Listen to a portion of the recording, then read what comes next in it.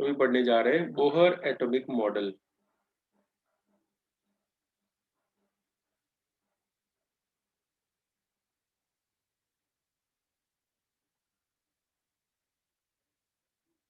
Chemistry में भी आप लोगों ने थोड़ा बहुत पढ़ा होगा बोहर के बारे में, उसका एटॉमिक मॉडल भी देखा होगा। तो ये एटॉमिक मॉडल अभी हम लोग पढ़ेंगे, ठीक है। तो एटॉमिक मॉडल से पहले उसके पोस्टुलेट्स आएंगे, उसके बेस पे ही उसका एटॉमिक मॉडल पूरा बेस्ड है। तो सबसे पहले उसके postulates.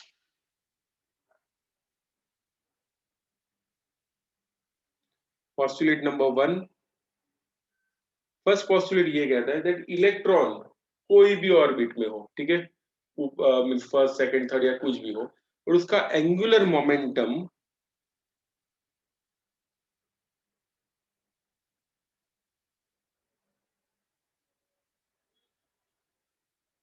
is always L is equal to NH by 2 pi,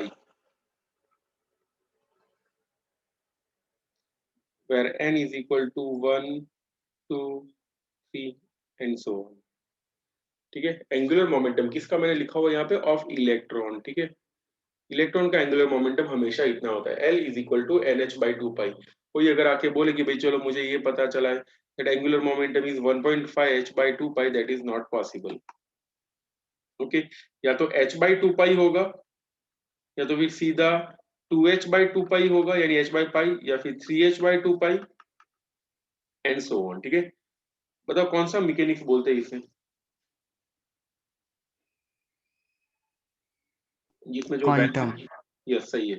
ये we can say this is a quantization of angular momentum, ठीक है। ये क्वांटम मैकेनिक्स का ही एक पार्ट जैसा हो गया, okay. So this was its first postulate, angular momentum of electron is always in terms of h by 2 pi, ठीक है, it is integral multiple of h by 2 pi। अब देखते हैं उसका सेकंड पोस्टुलेट। सेकंड पोस्टुलेट ये कहता है that if in ith state energy है EI,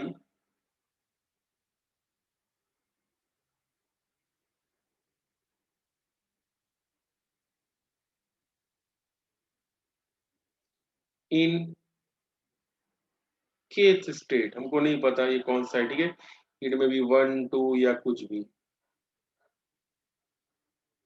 kth स्टेट में एनर्जी उसकी EK, that is found that in दोनों के बीच का जो डिफरेंस होगा EI माइनस EK, हाँ ये कंडीशन होनी चाहिए, EI is greater than EK, ठीक है। If EI is greater than EK then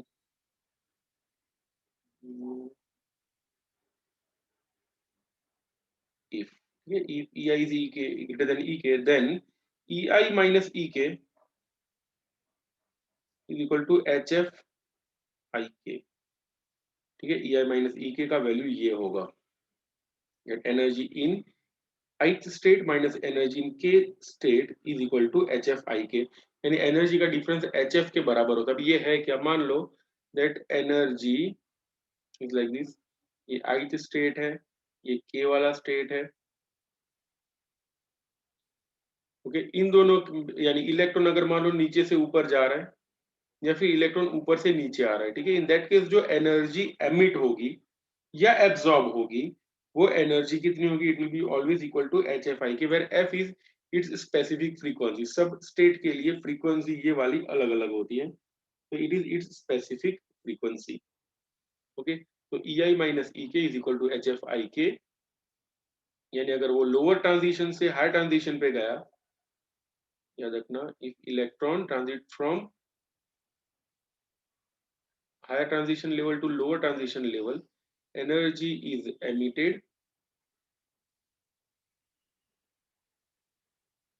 if an electron makes transition from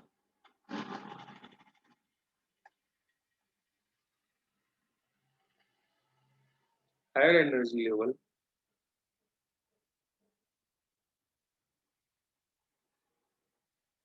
to lower energy level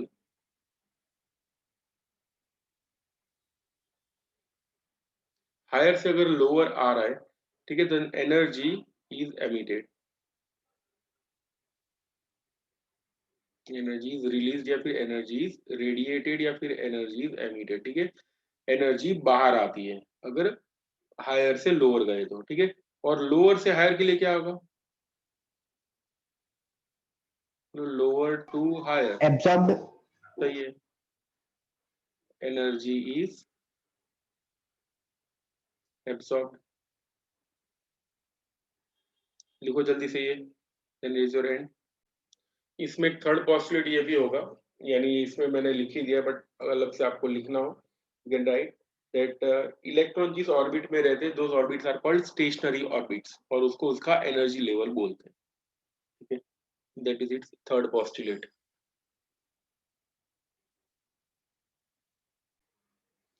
Rutherford atomic model,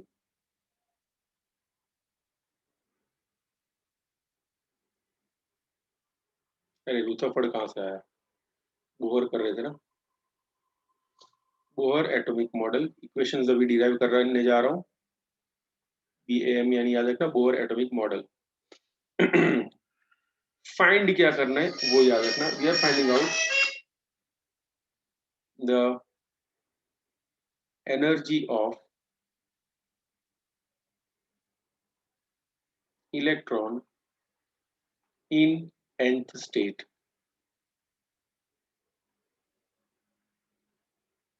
यानी अगर इलेक्ट्रॉन कोई nth स्टेट पे हो तो उसकी एनर्जी कितनी होगी, ये हम लोग फाइंड करने जा रहे हैं। जैसे हमको ये पता है that energy of electron, sorry, angular momentum of electron in nth state is NH/2 pi, ठीक है, E is equal to NH/2 pi हम लोगों ने डिराइव किया था, वैसे हम लोग अभी फाइंड करने जा रहे हैं, sorry, angular momentum, angular momentum हम लोगों ने डिराइव किया था NH/2 पाई, डिराइव नहीं किया था, बोर ने दिया था, तो वैसे हम लोग एनर्जी का क्या इक्वेशन होगा वो डिराइव करने जा रहे हैं, क्योंकि इक्वेशन ये होगा, केमिस्ट्री में शायद पता हो, -13.6 Z²/n², याद है किसी को ये वाला इक्वेशन, EV, नहीं पता कोई बात नहीं, डिराइव कर लेते अभी, -13.6 Z²/n² electron volt, this is the total energy of electron in nth orbit.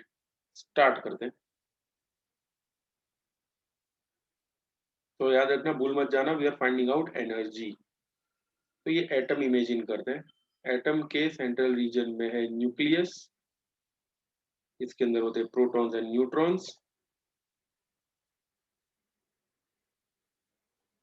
ये न्यूक्लियस है जिसके अंदर Z नंबर ऑफ प्रोटॉन्स है, ठीक है, अगर Z नंबर ऑफ प्रोटॉन्स हो तो उसका चार्ज होगा Ze, और यहाँ पे इलेक्ट्रॉन है उसका चार्ज होगा E। नाउ यहाँ पर टोटल एनर्जी, हमको एनर्जी फाइंड करनी है, तो एनर्जी का इक्वेशन क्या होगा, energy is always the sum of kinetic energy and potential energy, याद रखना, is the equation, total energy of electron will be kinetic energy and potential energy. ऐसे ये डायरेक्ट डिराइव नहीं हो जाएगा, बहुत सारी चीजें इसके अंदर भी फाइंड करनी पड़ेगी, how kinetic energy this much, potential energy कैसे है, ये सब हम लोग अभी फाइंड करेंगे। अभी तो पहले देख लेते हैं काइनेटिक एनर्जी का इक्वेशन क्या होता है, इट इज हाफ mv², और पोटेंशियल एनर्जी का इक्वेशन क्या होता है, -k q1 q2/r, okay, therefore energy ये होगी, E will be half mv² -k q1 यानी charge of proton Ze, charge of electron E/r, therefore E will be half mv² minus kz²/r। इसको मैं equation number 1 बोल देता हूँ। कोई doubt है ये इक्वेशन तक? डाउट हो तो बता देना, बिकॉज ये डेरिवेशन बहुत ही बड़ा है, फिर बहुत आगे जाने के बाद फिर बोलोगे ये पता नहीं चला, ऐसा नहीं चलेगा। समझ में आ गया यहाँ तक? कोई डाउट? ओके, तो नहीं है, ऐसा कंसीडर करता हूँ। So total energy is half mv square minus k z square by r. अब देखते हैं, we know that mv square by r, mv square by r क्या होता है? It is the centripetal force. जैसे इलेक्ट्रॉन जब रिवॉल्व हो रहा हो एट दैट टाइम उसके ऊपर बाहर की तरफ फोर्स लगता है mv स्क्वायर बाय r, उसको न्यूक्लियस के साथ पकड़ के कौन रखता है? विच फोर्स ये z जो है वो नंबर ऑफ प्रोटॉन है, Ze, बिकॉज मान लो कि ये अगर प्रोटॉन है, प्रोटॉन सॉरी न्यूक्लियस है, न्यूक्लियस के अंदर z नंबर ऑफ प्रोटॉन्स हो तो टोटल चार्ज होगा Ze। ओके, ये तो मेरा क्वेश्चन ये था, mv स्क्वायर बाय r अगर सेंट्रीपिटल फोर्स है बाहर की तरफ तो उसको पकड़ के कौन रखता है? बोलो, इलेक्ट्रॉन को कौन पकड़ के रखेगा? प्रोटॉन्स। प्रोटॉन्स। कौन सा फोर्स लगेगा?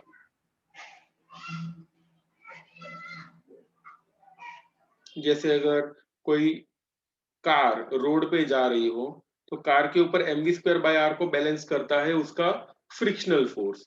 ओके, अर्थ रिवॉल्व हो रहा है तो अर्थ में भी mv स्क्वायर बाय r लगता है, बट अर्थ की कूलम्स ग्रेविटी फोर्स। से हट, यस कौन सा होगा? कूलम। हाँ, कूलम्बियन फोर्स। जैसे अर्थ रिवॉल्व हो रहा है सन के आजू बाजू, कभी कभी ऐसा क्वेश्चन बहुत बार दिमाग में आता है कि सन है, ये है अर्थ, ठीक है, जैसे अर्थ रिवॉल्व हो रहा है, दैट टाइम अर्थ के ऊपर बाहर की तरफ फोर्स लगता है mv स्क्वायर बाय r, तो अंदर की तरफ कौन सा फोर्स लगता है? f gravitational force. As a result earth अपनी ऑर्बिट पे है, इसमें से कोई भी एक फोर्स ज्यादा या कम हो गया तो सीधा या तो हम लोग बाहर चले जाएंगे सन से बहुत दूर, या तो फिर अगर हमारी वेलोसिटी कम होगी तो we can go and collapse into the sun also. Okay, तो ये सब बैलेंस कंडीशन में चलता रहता है। जैसे mv square by r is balanced bye, किसके साथ बैलेंस होता है? कूलम्बियन फोर्स। और कूलम्बियन फोर्स का इक्वेशन क्या होता है? k q1 q2 by r square,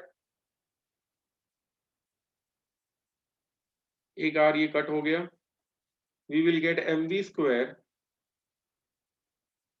is equal to k q1 यानी न्यूक्लियस का चार्ज कितना है? It is z, because z number of protons है, into q2 charge of electron is e divided by r। तो mv स्क्वायर कितना मिलेगा? Will get k z square by r।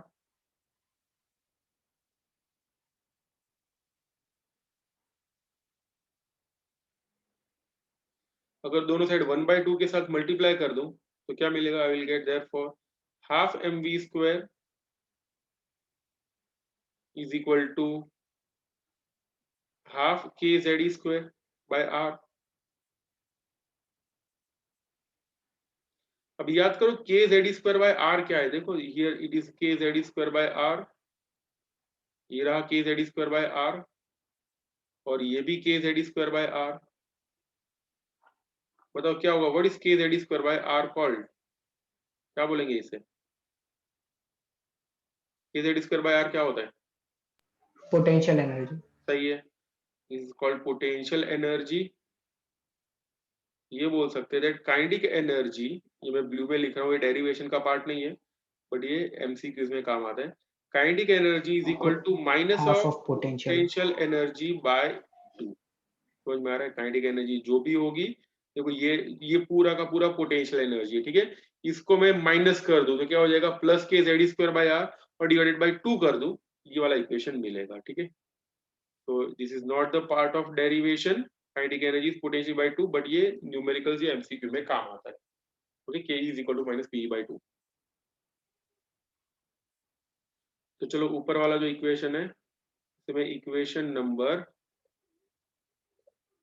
2 बोल देता हूँ। याद रखना ब्लू पार्ट वाले जो भी होंगे they will not be the part of derivation. Equation number 2 हो गया। अब ये 2 की वैल्यू 1 में रख दे तो क्या मिलेगा? Putting the value of equation 2 in 1 will get total energy is equal to half mv square की जगह लिखेंगे k z square by r, 1/2 k z square by r,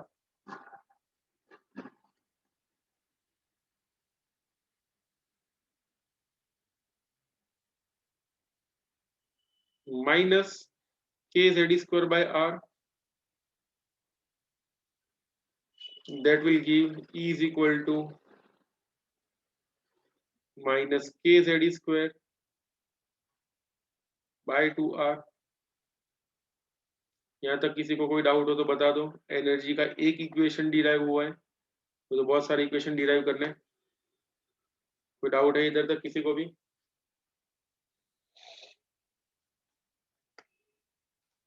नहीं है, okay. If we take the value of k, कि अगर मैं 1/4πε0 ले लेता हूँ, ठीक है, तो एनर्जी का इक्वेशन ये बनेगा E is equal to minus Z E square by 8πε0 r। ठीक है, this is the equation of total energy. खत्म अभी तक नहीं हुआ है, ओके। जल्दी से ये लिखो and then raise your hand.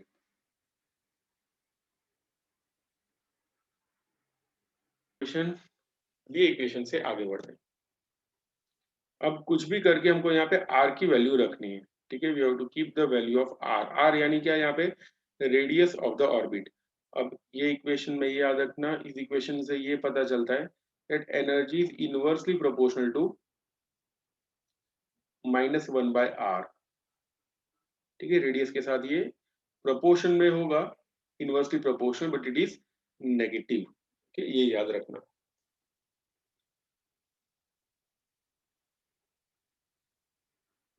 यानी रेडियस के बढ़ने से एनर्जी नेगेटिव में बढ़ेगी। यस, तो आगे तो नेगेटिव में कम होगी। रेडियस के बढ़ने से एनर्जी नेगेटिव में कम होगी, okay. Yes, so we know that angular momentum L is equal to कितना होता है, इट इज NH/2π। और 11th स्टैंडर्ड में हम लोगों ने पढ़ा था angular momentum L is equal to R cross P। याद आ रहा है सबको? Angular momentum is equal to R cross P, जिसमें P होता है mv। अगर मैं मैग्नीट्यूड में लिखूं तो ये होगा RP साइन थीटा। थीटा यहाँ पे 90 डिग्री है, therefore L will be R into P only। L is equal to RmV या फिर MVR। तो एंगुलर मोमेंटम में यहाँ पे लिखूंगा MVR। ठीक है, एंगुलर मोमेंटम का वैल्यू है L is equal to MVR, that is equal to NH/2π।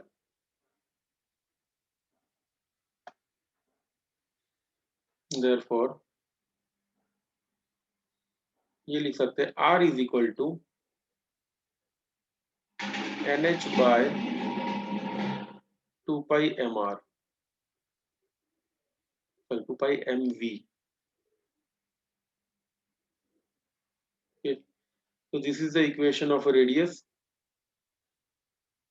Radius का ये इक्वेशन है। इस इक्वेशन से ये पता चलता है that radius is inversely proportional to velocity.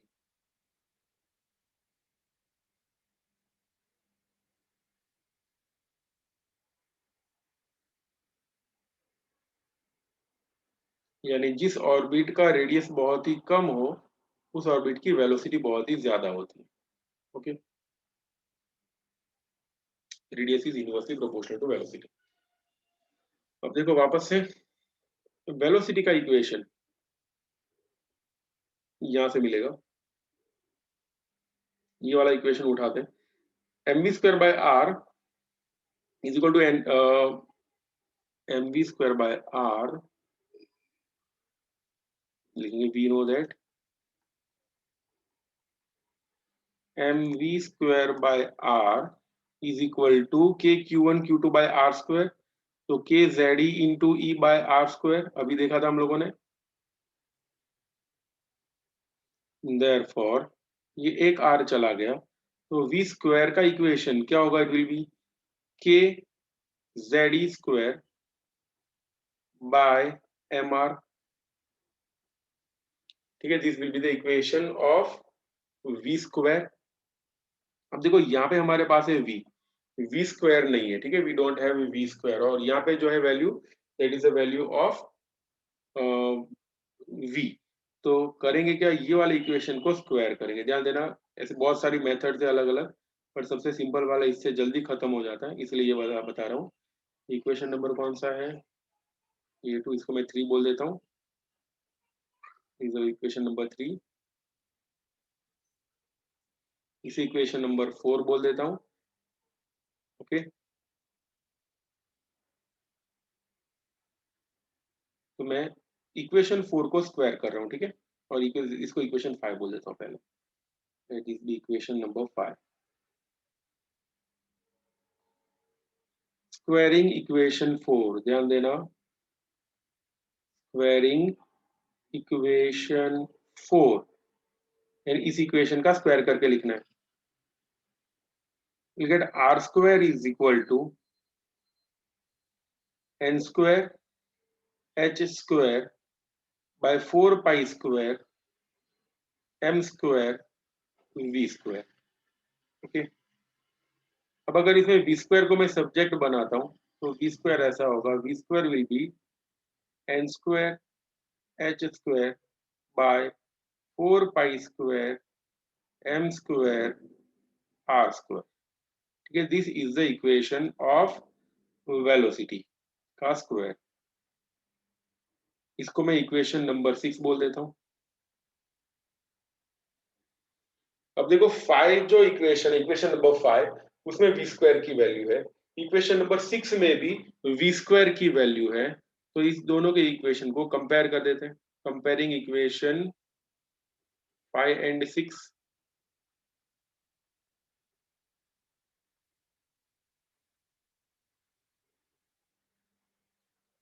Five और 6 को कंपेयर कर दे तो क्या मिलेगा, will get K Z square by M R is equal to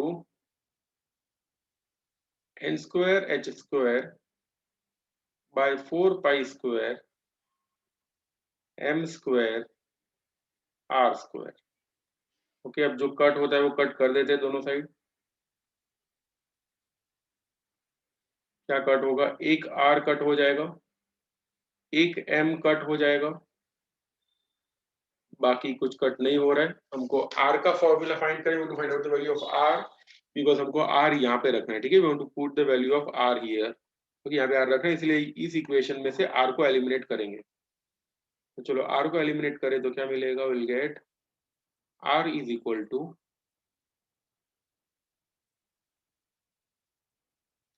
N square H square by 4 pi square M K Z square. Okay, this will be the equation of are.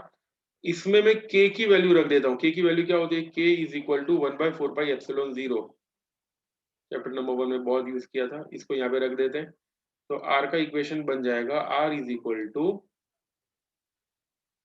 N square H square by 4 pi square m, k की जगह लिखेंगे 1/4 pi epsilon 0 Z square.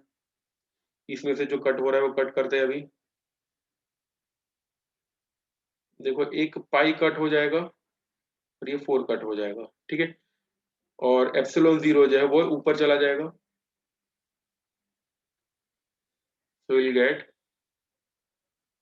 r is equal to, शायद chemistry में ये वाला equation पढ़ा हो, bold में लिख रहा हूँ, r is equal to N square H square epsilon 0 by m पाई z e square. This is the equation of radius. बहुत इंपॉर्टेंट इक्वेशन है ये। और ये रेडियस हम लोगों ने क्यों फाइंड किया है, याद रखना, हम लोग ये वाली वैल्यू रखने वाले हैं ऊपर। कहाँ पे रखने वाले, we are going to keep this value here. ठीक है, यहाँ पे ये आर जो है वो रखने वाले। हमारा मेन टारगेट है to find out energy. Okay, उसमें आर का इक्वेशन मिला, हम लोग ऊपर रख रहे हैं अभी। तो लिख लो यहाँ तक। उसके बाद ये जो इक्वेशन, कौन सा नंबर आया, दिस इज इक्वेशन नंबर 6 के बाद 7। 7 की वैल्यू नेक्स्ट स्टेप में हम लोग करेंगे क्या, 7 की वैल्यू 3 में रखने वाले। ओके, तो जल्दी से लिखो एंड रेज योर हैंड।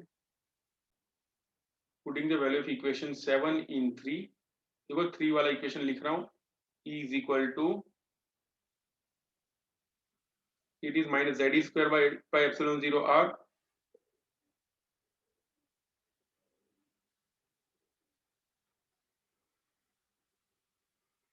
और आर का वैल्यू क्या है, N square H square epsilon 0 by M pi Z square. ये वैल्यू मैं इधर रख देता हूँ। आई विल गेट एनर्जी का equation E is equal to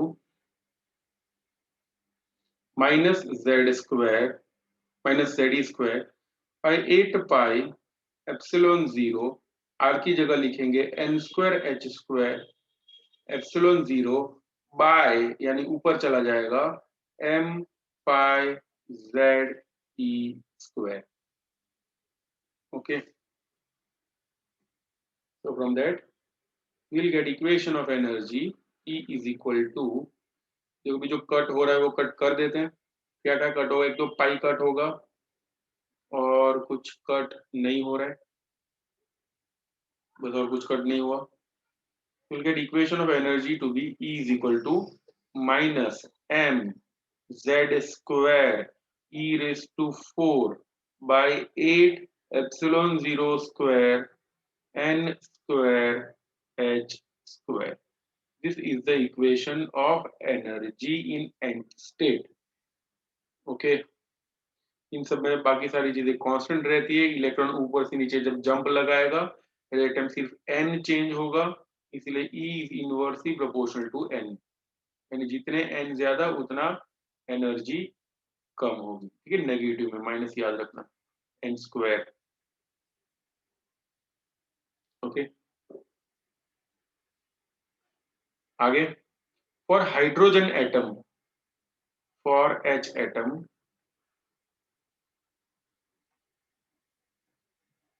अगर एटम हाइड्रोजन का बनाओ तो Z की वैल्यू 1 होती है, Z इज इक्वल टू 1। तो एनर्जी का इक्वेशन ये भी बोल सकते हैं, E is equal to minus M E raise to 4 by 8 epsilon 0 square n square h square. अब ये जो इक्वेशन लिखा हुआ है उसमें से ऑलमोस्ट सारी वैल्यूज आपको पता होगी, जैसे मास ऑफ इलेक्ट्रॉन पता है, चार्ज ऑफ इलेक्ट्रॉन पता है, एप्सिलॉन 0 की वैल्यू पता है, h की वैल्यू पता है। ठीक है, सारी की सारी वैल्यूज आपको पता है, एक भी ऐसा नहीं जो आपको नहीं पता हो। ठीक है, तो एक्सेप्ट n, बाकी सारी वैल्यूज रख दे, will get the equation in terms of joule, और वो जूल को इलेक्ट्रॉन वोल्ट में कन्वर्ट कर दे। ठीक है, तो एक डायरेक्ट आंसर मिलेगा। देखो ये सारी की सारी वैल्यूज हम लोग रखेंगे, if you put all these values we will get energy is equal to minus 13.6 by n square.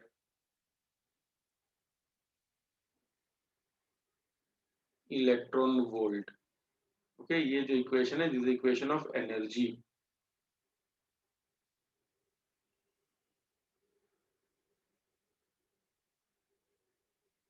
Okay, minus 13.6 by n square. अगर z नंबर ऑफ प्रोटॉन्स हो तो ये इक्वेशन भी बन सकता है। We can also have E is equal to minus 13.6 z square by n square, ये वाला इक्वेशन भी बन सकता है। ठीक है, z number of protons are that other than hydrogen atom. Okay, अब आप लोगों को मैं होमवर्क में दे रहा हूं ये चीज आगे, that if n is equal to 1 क्या एनर्जी होगी, n is equal to 2 क्या एनर्जी होगी, n is equal to 3 find out energy, n is equal to 4 energy find करनी है, n is equal to 5 energy find करनी है। ठीक है, ये 5 के लिए आपको एनर्जी फाइंड करनी है, और इसके लिए आपको कंपलसरी मेमोराइज करना है। 1 से लेके 4 तक की वैल्यूज आपको याद रहनी ही चाहिए। ओके, तो find out this values in your homework. Homework में ये जो थियरी है बोहर एटॉमिक मॉडल, ये पॉस्टुलेट तो नहीं लिखोगे तो चलेगा, बट ये जो डेरिवेशन है पूरा का पूरा, derivation you have to write 3 times.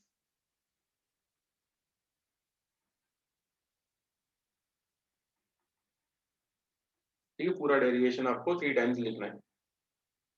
Okay, और ये वैल्यूज जो है वो आपको कुछ भी करके मेमोराइज करनी है। नेक्स्ट लेक्चर में मैं लेक्चर के स्टार्टिंग में ही पूछूंगा, जिनको आएगी उनको मैं इंट्रो होने दूंगा, नहीं तो लेक्चर कैंसिल हो जाएगा उन लोगों के लिए। ओके, सर वो तो नेक्स्ट कल ही लेक्चर में, है। नेक्स्ट लेक्चर यानी कल ही है लेक्चर, ठीक है। कल तक ये वैल्यूज मेमोराइज होनी चाहिए, 1 2 3 4 इतना, ठीक है। इवन अगर मान लो कि अगर मैं जैसे पूजा को पूछ लेता हूँ कि भाई बताओ n इज इक्वल टू 3 के लिए एनर्जी की वैल्यू क्या होगी, she can have a calculator with her और 13.6/9 करके वो डायरेक्ट आंसर बता सके, आई नो प्रॉब्लम। मैं देखने या नहीं आऊंगा कि उसने कैसे किया हुआ है, ओके। बट मैं कुछ भी करके ऐसा जान लूंगा, यानी पूछूंगा ही कुछ ऐसा, मुझे पता चल जाएगा कि ये किया या नहीं किया हुआ, ठीक है। चलो भाई, बाय, लेक्चर को भी एंड कर रहा हूँ।